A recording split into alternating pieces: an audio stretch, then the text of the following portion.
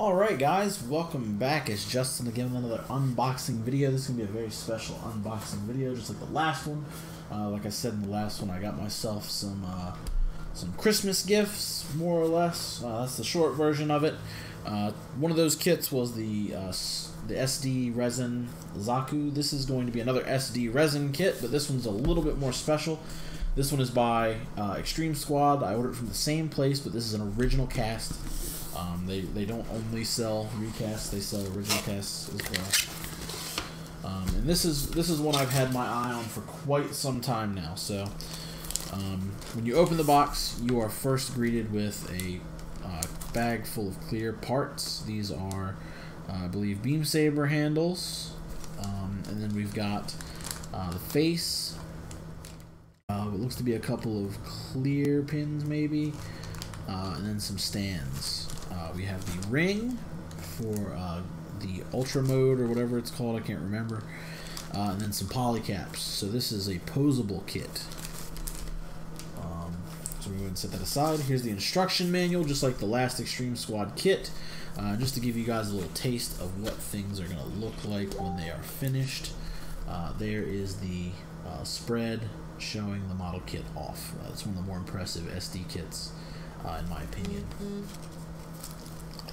Now, I haven't gone too far into this one. I opened the top just to see the first layer of parts and see how things looked, but I have not delved any farther than that. So, we actually have what looks to be less parts than the previous kit, although they are, well, they're not less parts, they're just a lot of smaller pieces. So we're going to start with bag number 1. We'll jump into bag number 2 after that. So, without tearing too far into this, because I don't want to open all this up, I just want to see if I can hard count the best I can as we go. So, this looks like the head to me. This is probably parts of, like, maybe the chest. These are definitely skirts, parts of the chest, parts of the backs of the legs, and some hands. Feet and core fighter parts. There's a couple of standard polycaps in here, although they look like they are cast in resin, which is interesting. Side skirts, tops of the shoulders, and then elbow joints. These are the ankle guards, the stomach, some boosters, and some various cast bits. Although it looks like it looks like the Vulcans are actually cast separately, which is a little bit insane, but it looks like one of those actually broke off. Not that that's a difficult fix, it's just it's going to be a little bit of a pain. And then we've got the wings here. So that all looks great. The casting looks really nice. I won't know 100% until I get it in my hands, but this is a project I'm not going to do until after Christmas. So if you guys want to follow along with this, now is probably a good time to go pick one of these up if you wanted to build along with me. We can build these together. So, bag number 2 is going to be much like bag number 1, lots and lots of tiny little pieces. We're going to start over here. This looks like the top of the chest, that little crest that flips up. These probably go to the shoulders, I think, and I'm not really sure what those two little bits are.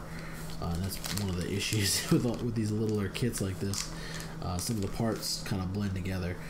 Definitely some hands, tops of the feet, the top of the back skirt in the middle, the leg joints, the sides of the calves, and then various little details that go around top of the shoulders, like the chest on the sides. I'm not really sure what those are either. We've got arms, and this is pretty much all arm stuff right here, from the looks of things. Bottoms of the wrist, bicep, and some other little pieces that, oh, the other side of the elbow joint. Got it. On this side of things, we've got the hands, the front and backs of the shoulders, the front of the lower leg, and then these look like, I'm not sure what that little middle piece is there. Looks like a one-off, so probably for the crotch or part of the chest or something like that. But we've got the two gloves. We've got some elbow joint beam sabers, the claws for the gloves. These are the little thruster exhaust vents for the shoulders. Here's our joints. Middle for the core fighter. I'm not sure what these little things are right here, but then we've got a little bag with chest vents and other various bits inside. So now that we've gone ahead and looked through that, let's go ahead and have a look through the instructions real quick. The front is really nice. It's like a matte black. It says God Gundam on it. I don't know what this is, if that's kanji or whatever for something, but there's a little bit of what I would imagine to be background on either the mobile suit or their development of the mobile suit, and then a nice pretty rendition of it with some Photoshop and other crazy stuff going on. And then they don't waste any time getting straight to assembly. So this is going to show you all the pieces you need, what they're numbered, where you can find them.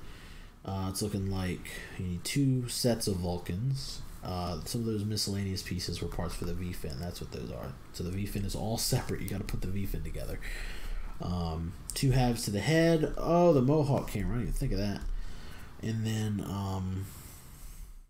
yeah. So then you will slap all that together, and it looks like it comes quite nicely when you're done with it.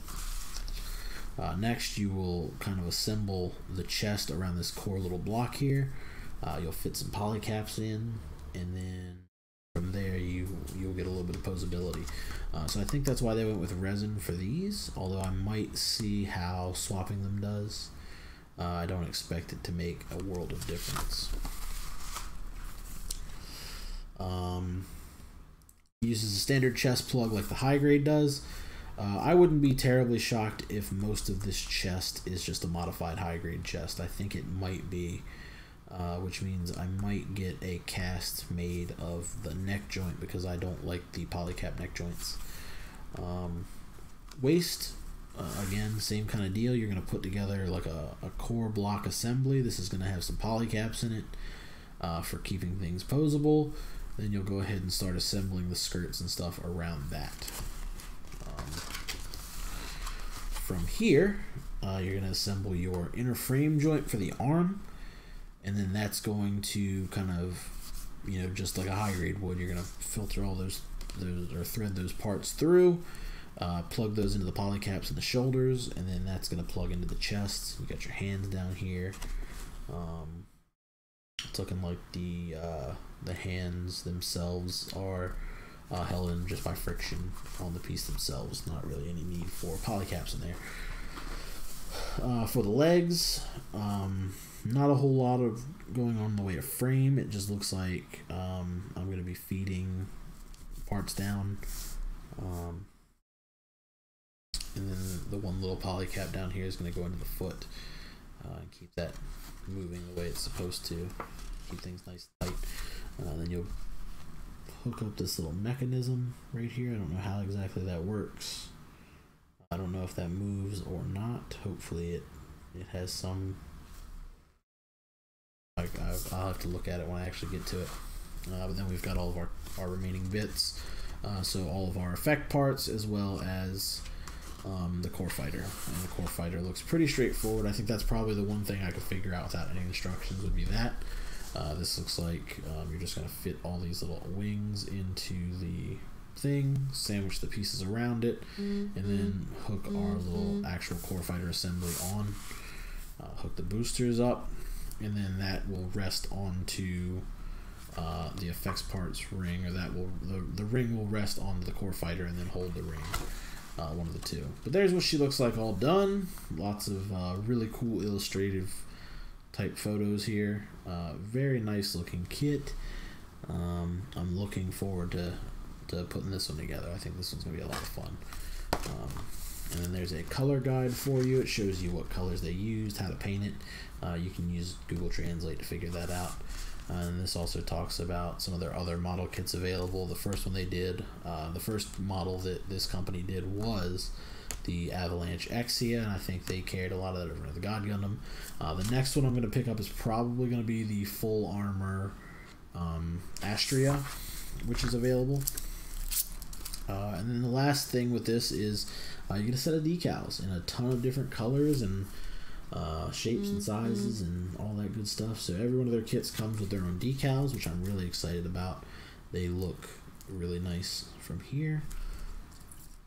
Hopefully they stick to the model well. So with that, I'm going to end this video. Pretty straightforward. I'm going to go ahead and make sure all my parts are here, count everything out, make sure that it all looks good. Hopefully you guys enjoyed the video, and I'll see you with the next one. Thank you guys so much for watching, and I'll talk to you later.